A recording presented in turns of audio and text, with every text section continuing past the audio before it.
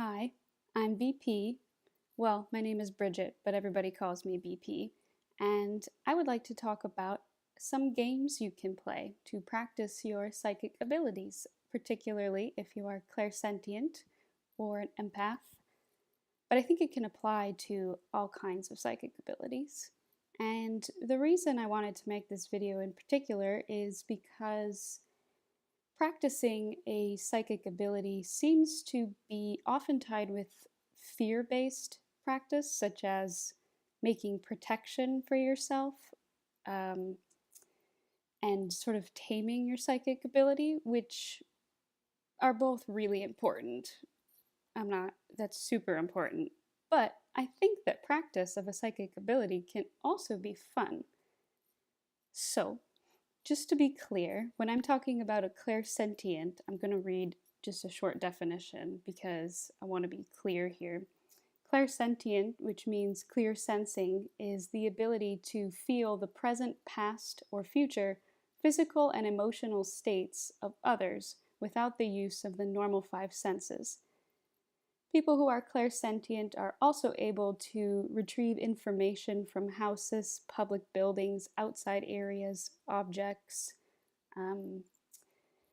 animals, plants. Empaths are someone who can feel the emotions that other people are feeling, or at least be very aware of them to varying degrees in varying scenarios. But that's just a quick definition of those two things. If you'd like to know more about that, I suggest doing some research because they're very interesting. However, what I wanted to talk about is a game or two you can play to practice your clairsentient abilities. Games using psychometry, games using other people, games using objects. Let's get into it. One game that I think was quite fun when starting to develop my clairsentience further was a game sort of like hide and seek, except for not done with the physical eyes, but done with your clairsentient self. So the game is played hide and seek for a person. If it's like regular hide and seek, you ask someone to go hide in a house or wherever you're playing the game in the house, not tell you where they're hiding, and you come in and try to feel where they are in the house. Rather than just walking around opening the closets and looking for them, it's trying to feel where they are in relation to you and moving closer to find them.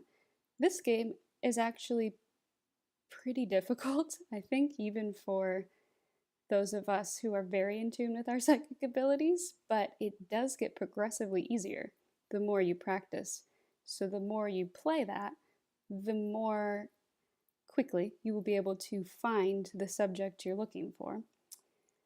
Also, when you're starting to play that hide and seek game, it's best to start in a space you are already very familiar with, such as your home or a friend's home, somewhere where you are very familiar with the energy or the people in them, so much so that you would notice the presence of a human being in a room rather than the room by itself. It helps to start in a very familiar space because then you have a baseline without distracting other energy when you're feeling for where in the house this person might be.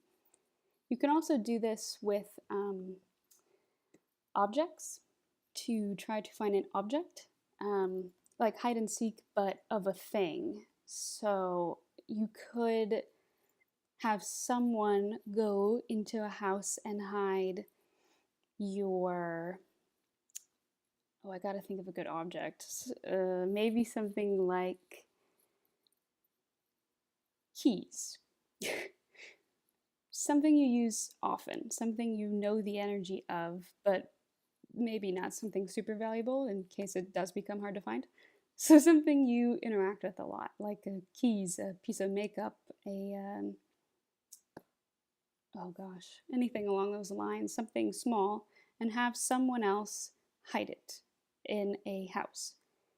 Then when you come back into the room or the house, you try to find the object, not by scanning the room and looking in all the nooks and crannies for it, but by feeling where is my object and trying to visualize the space and see if you can feel, either visualizing in your head where it is or feel where this object is. You could ask yourself questions like, is my keys or other object up high? Is it down low? And then feel into that. You can ask, is my object hidden inside something?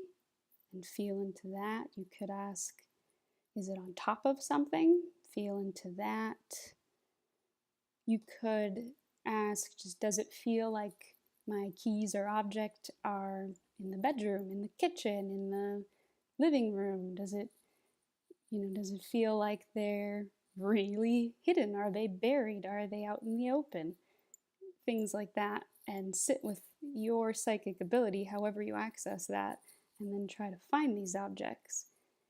Doing games like this help you to practice your psychic ability without involving high-stakes situations, but can also be fun or silly, and they do get easier the more you play them. So it can be fun just to watch yourself improve over time with these games, and you'll feel more connected to your psychic ability just by having fun with it, because in doing this you are figuring out how to sense things about objects more quickly, even though it doesn't directly affect your ability to know the energy of a space or a person.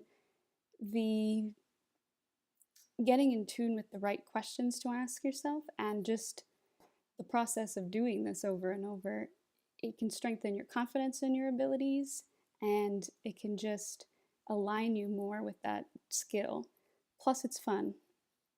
It's real fun. It's like being a kid, but in the psychic version. It's pretty fun. So if you can't rope someone into doing this with you, in the people hide and seek version, having someone just hide your keys and then walking away is pretty easy to do, and then you get to have a fun game. So that's all I got for this video. I just wanted to present a way to practice psychic abilities that isn't centered around protection and fear-based practices, because sometimes being psychic is cool and a good time. So that's all for now. Let me know your thoughts. Let me know if you play any games with your psychic abilities, if you know of more games for clairsentience or games for other psychic abilities, because I would love to hear about them. I love fun. So that's all. Leave me a comment. Let's chat about it. Bye.